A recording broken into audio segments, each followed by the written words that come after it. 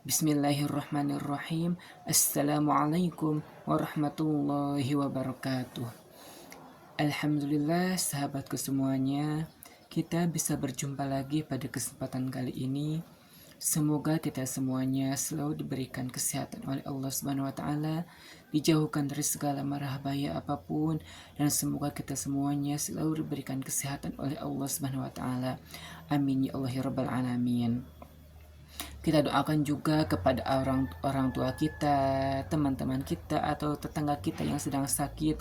Semoga Allah cepat angkat penyakitnya dan segera digantikan oleh kesehatannya seperti semula.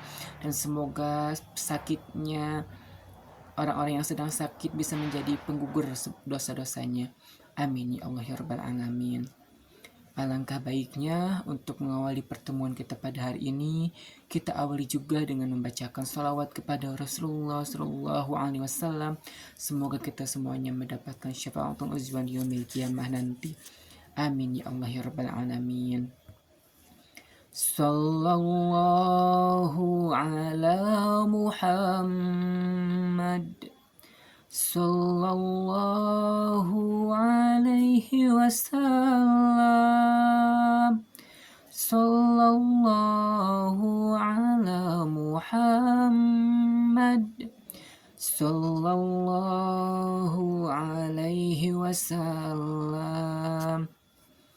Sahabatku semuanya, insya Allah pada kesempatan kali ini saya akan mencoba membahas tentang syarat bersuci dengan batu. Dalam kitab Safinatun Najah, bahwa syarat bersuci dengan batu itu ada 8. Sama niatun ada 8. Yang pertama, syarat bersuci dengan batu yaitu harus ada 3 batu atau 1 batu tetapi memiliki 3 penjuru, 3 sisi. Jadi syarat yang pertama itu, jika kita ingin bersuci dengan batu, maka harus kita memiliki 3 batu atau 1 batu tetapi yang memiliki 3 sisi. Itu syarat yang pertama. Jadi harus ada 3 batu syaratnya, atau 1 batu dengan 3 sisi. Yang kedua, syarat bersuci dengan batu itu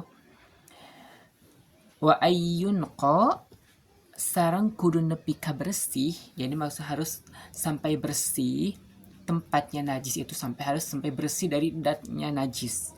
Dalam artian, kan kalau pakai batu itu sulit ya, harus menghilangkan bekasnya najis itu sulit kalau dengan batu.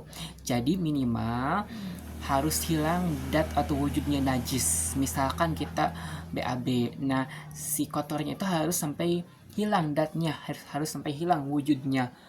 Bagaimana dengan bekasnya? Tidak apa-apa kalau masih ada bekasnya, karena memang sulit untuk menghilangkan bekas oleh batu. Jadi nggak apa-apa ada bekasnya, yang penting catnya atau wujudnya sudah hilang, bersih dari wujudnya kotoran tersebut. Harus sampai bersih si pantatnya itu, si lubang tempat keluar kotornya itu harus sampai bersih. Jangan sampai masih ada wujudnya. Tidak apa-apa jika ada bekas kotoran itu tersebut. Jadi tidak apa-apa kalau masih ada bekasnya, yang penting wujudnya sudah tidak ada, sudah bersih dari kotoran tersebut. Yang ketiga, jangan sampai najisnya itu keburu kering. Jadi ketika kita ingin bersuci dengan batu, maka najisnya itu harus dibersihkan di waktu itu juga. Misalkan nih, kita itu sedang main bola, terus tiba-tiba kita itu kebelet pengen BAB. Nah, sehingga kita BAB di pinggir suatu tempat yang tertutup tapi bukan di WC. Nah, kita BAB di sana. Kemudian kita harus langsung membersihkannya dengan batu jika memang ingin bersuci dengan batu. Jadi harus langsung dibersihkan jika ingin bersuci dengan batu itu. Jadi syaratnya harus pada hari itu juga, pada saat itu juga kita membersihkan najis tersebut. Tapi jika kita tidak membersihkannya pada waktu tersebut juga, maka najisnya akan keburu kering dan tidak bisa bersuci dengan batu. Karena ketika misalkan kita BAB lalu kotorannya keburu kering, maka itu akan menjadi melopok atau dikolokopkan sehingga mereka itu coplok dengan sendirinya karena sudah kering dan itu tidak bisa dibersihkan oleh batu, dan itu harus bersucinya dengan air.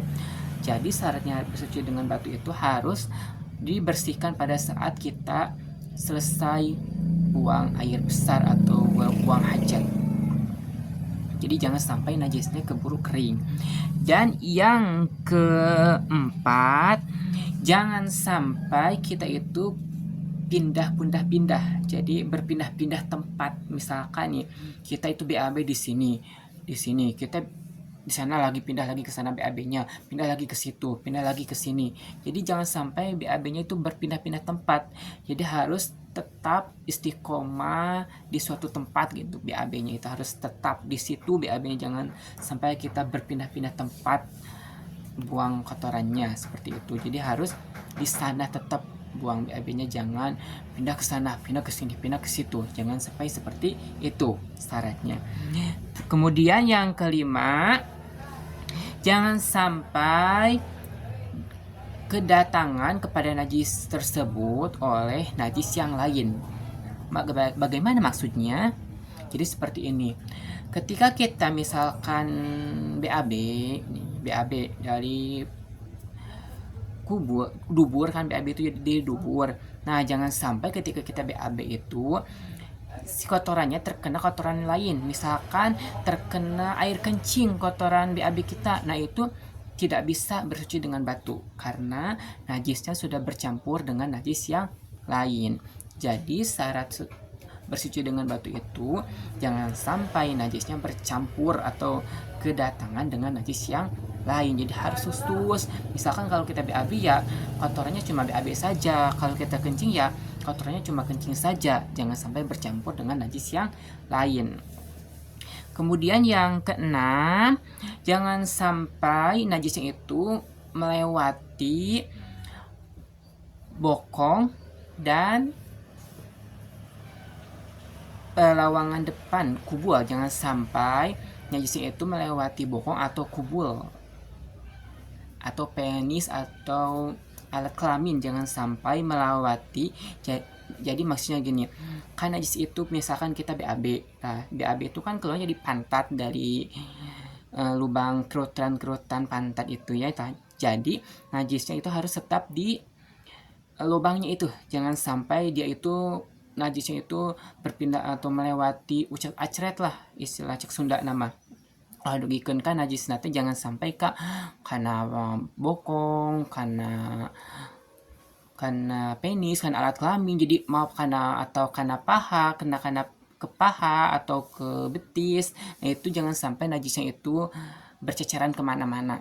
Jadi kalau najisnya berceceran kemana-mana itu tidak bisa bersuci dengan batu, jadi harus dengan air. Kenapa? Karena najis yang sudah berceceran kemana-mana itu sulit dibersihkan oleh batu, jadi harus dengan air.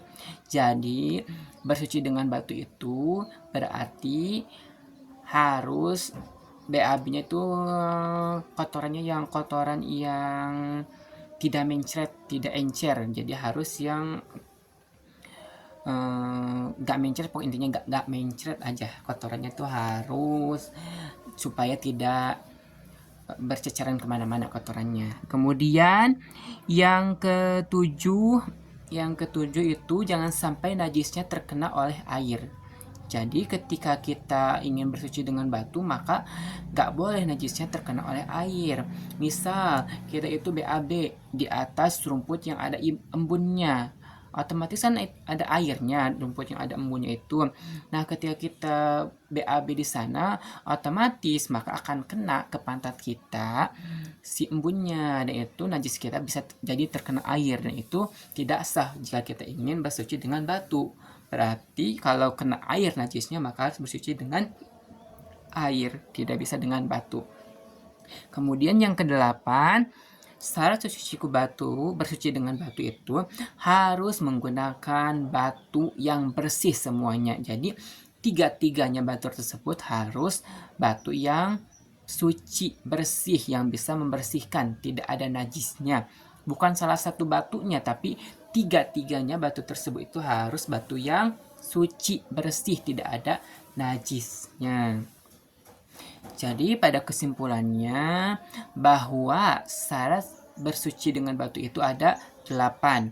Yang pertama, harus ada 3 batu atau 1 batu yang memiliki 3 sisi.